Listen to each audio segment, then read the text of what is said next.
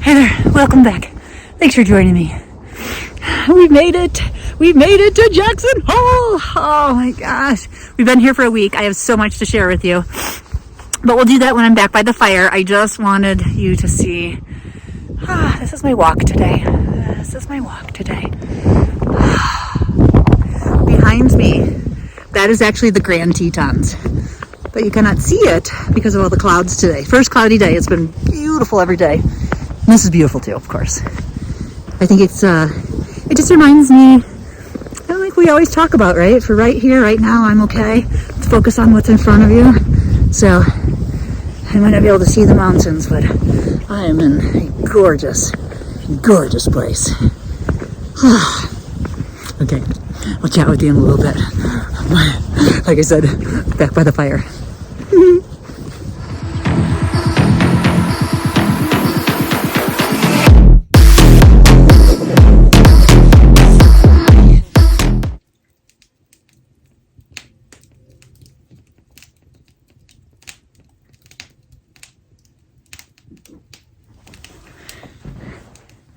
All right, I'm back and warm. Can you hear the fire? Isn't it so pretty? It's one of the things I love about playing around in the winter, is to come in and build a roaring fire. Oh my gosh, we made it through that drive, 36 hours from Chicago to Jackson. This is the thing, we generally do that drive spring, summer, fall, but not winter. Have you ever driven through the plains, first of all? Middle America? It's rough just because it's so boring. Going through Iowa, Nebraska, eastern Wyoming, it's just, as far as you can see, nothing. But then you add winter into it, and across the plains, the wind gets up to 60, 70 miles an hour with snow, with rain. Whew. And so we planned for this, but even with best plans, it never works out. We were laughing. We have a little bit of a fear, let's say, of driving. Jackson Hole is in a valley. You have to go over mountains to get to it. And one time we were driving out here, and it was summer. It was like May or June. At the base of the mountains, it was like 80 degrees, sunshine. It was beautiful. We had 2 bikes on the back of our vehicle. And we start to go up the mountain, and there's a snowstorm. By the time we got to the top of the mountain, it had snowed so much, there was cars off the road, trucks off the road. Again, May, June, right? We had to stop because our bicycles got frozen solid, like a brick of like 200-pound brick of ice, and it just cracked off our bike rack. So we had to stop in the middle of the storm on the top of a mountain and hack off the ice off of our bikes. It was incredible. So, you know, obviously we're a little apprehensive about driving over that mountain, but we planned everything out and it went beautiful for the first 2 days. No rain, no snow, no wind, just sunny, just nice driving. Everything you could hope for. The last morning we woke up, opened the hotel window. We had about 200 miles to go, and it was a whiteout.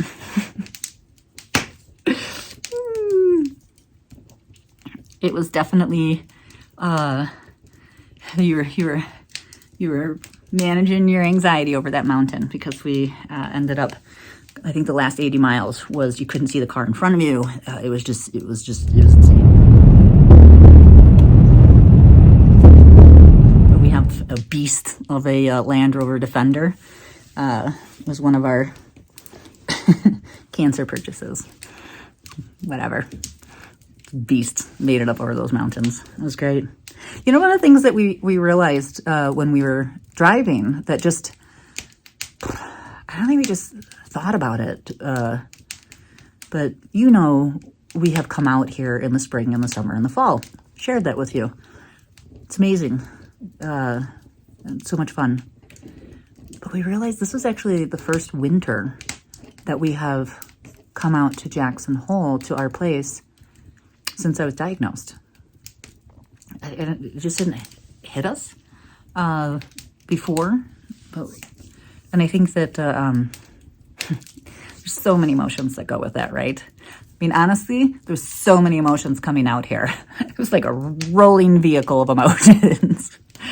And one of the things that when it hit us that it was winter, I've been too scared to come out here in the winter. I was too scared to be away from a medical facility. I was too scared that a snowstorm would prevent me from being able to get to a medical facility, being in rural Wyoming. Even though Jackson has, got a great hospital, I still have to get there, right? And just getting snowed in and not making it back, and just so many reasons, just so much fear about being strong enough and safe in the winter.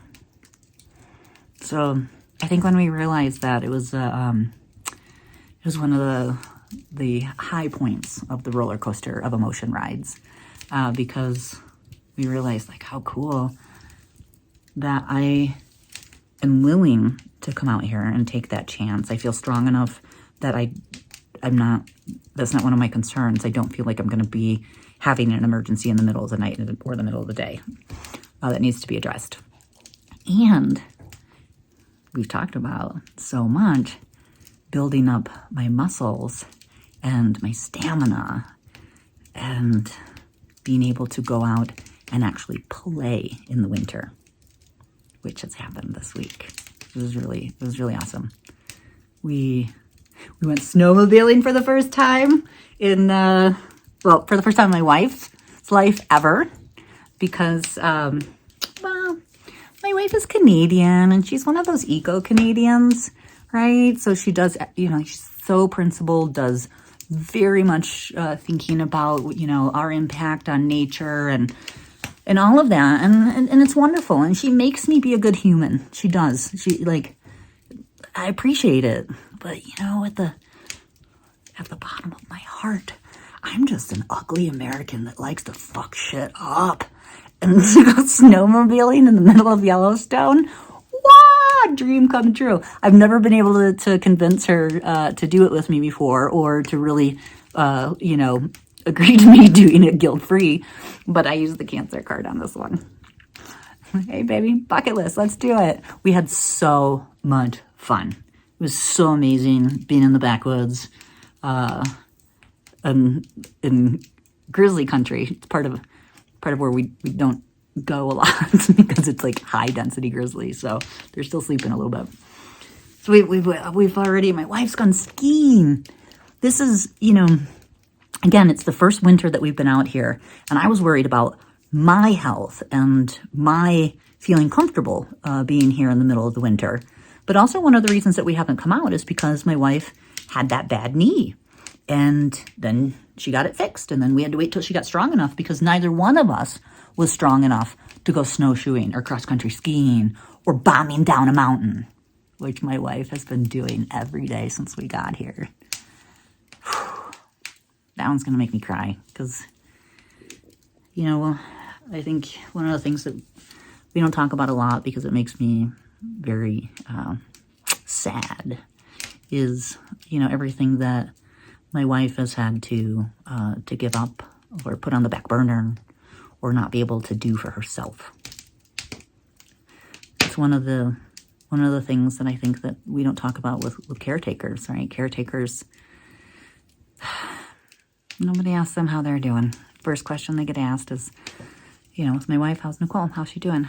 And just so much she's had to put to the side to take care of me, and to make it out here, and to have her knee is solid, it's strong, and she went skiing for the first time in 4 years, and that's a big deal for her.